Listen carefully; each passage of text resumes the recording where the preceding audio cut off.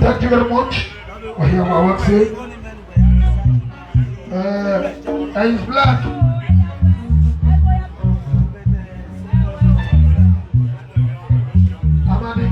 Amadi.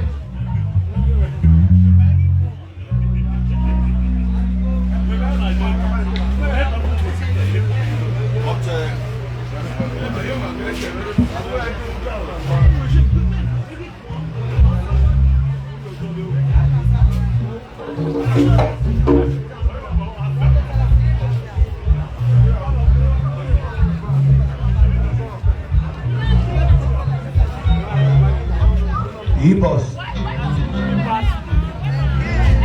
Igbos. Also nobody. People were cutting the seed for my dream, not in that one.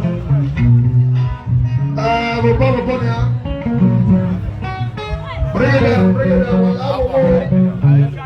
Can you buy a sorry? Into community. Hey, If you do not into community.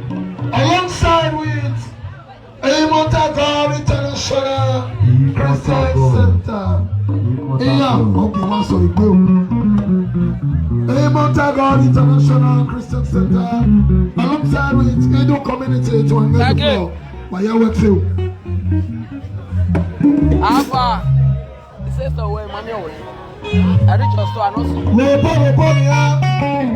Any time of where a few with Into community. àwọn ìbò sípè nana gbogbo wa àwọn òyìnbó ìyàwó yẹ ra òyìnbó yàrá ẹ. Òtúnbọ̀ ẹlẹ́gbẹ́ Destiny Club. ìnáná bẹ̀rẹ̀ òyìnbós ọ̀gbìn náà bẹ ìwé o nana o wà àwọn òyìnbó yàrá ẹ̀kọ́ náà bẹ ìwé.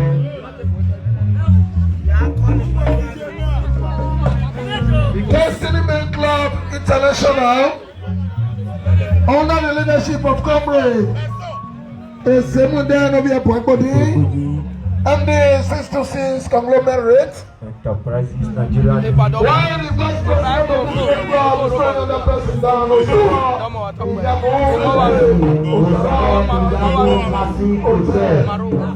Agogo community.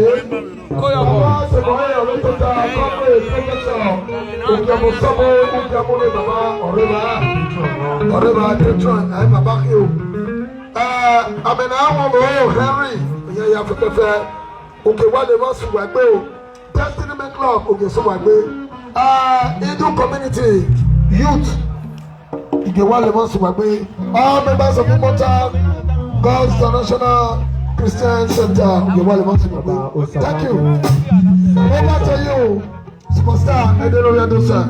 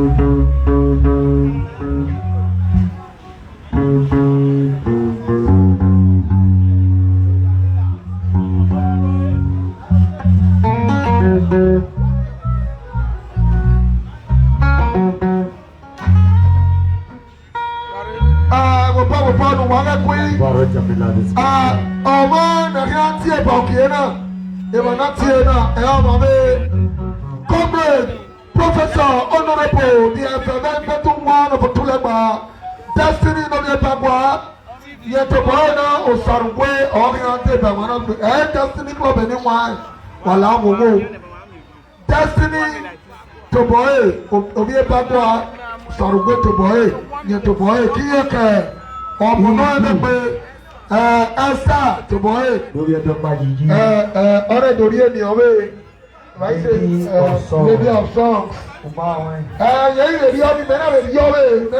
man of songs. Chop. Into community alongside with Destiny, Ambassador Destiny Osawwe Ipagwa. Yetoboy Ketome, Immortal God International Christian Center. The one of us will go over to you, superstar. Ready, Edosa. Ibu.